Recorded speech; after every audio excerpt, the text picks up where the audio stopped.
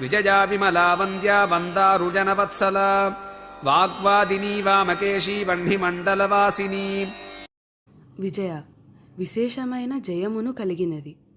ఎక్కడ ఎప్పుడూ అపజయం లేనిది కాబట్టి అమ్మవారు విజయ అవుతుంది.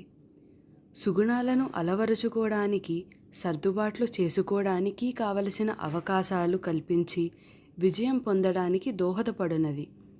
బయట పరిస్థితులపైన, వ్యక్తులపైన మనకు నియంత్రణ, ఆధిపత్యం వస్తే దాన్ని జయము అంటారు.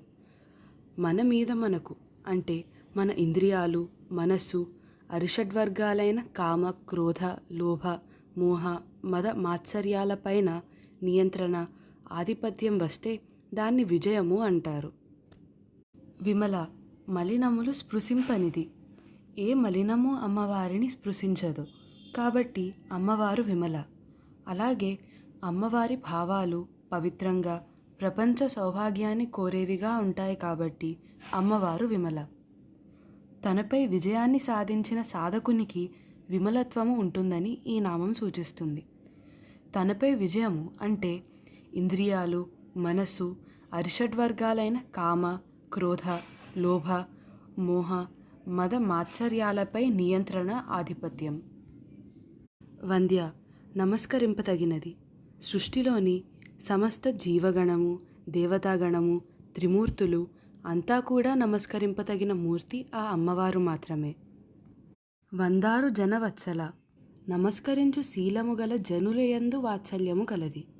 దీనులు, వృద్ధుల పట్ల సదా గౌరవభావం కలవారి ఎడల అమ్మవారికి విపరీతమైన వాత్సల్యభావం ఉంటుంది.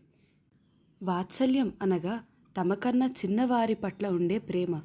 అమ్మవారి ముందు అందరూ బిడ్డలే కాబట్టి అమ్మవారు వందారు జనవత్సల అయ్యింది.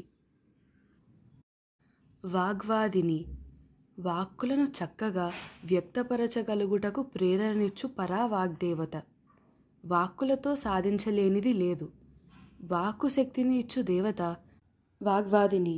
ఈ అమ్మవారి అనుగ్రహం పొందాలంటే ఒక్కటే నియమం: ఇతరులను తన మాటలతో నొప్పించకుండా అవసరమైనప్పుడు, అవసరమైన మేరకు మాత్రమే మాట్లాడాలి. వామకేశి వామకేశ్వరుని భార్య. శివుని అవతారాల్లో వామకేశ్వరుడనే ఒక ఆయన ఉన్నాడు.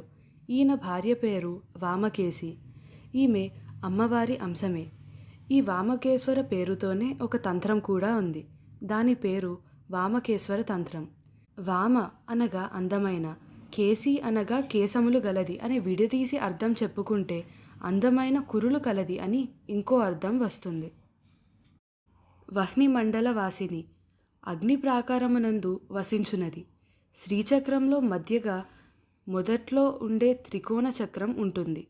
దీని మధ్యలో అగ్నిస్వరూపురాలైన జ్వాలామాలిని అనే పేరుగల నిత్యాదేవతచే వెదజిల్లబడిన వహ్నిమండలం ఉంటుంది. ఇక్కడకు ఎవ్వరూ రాలేరు.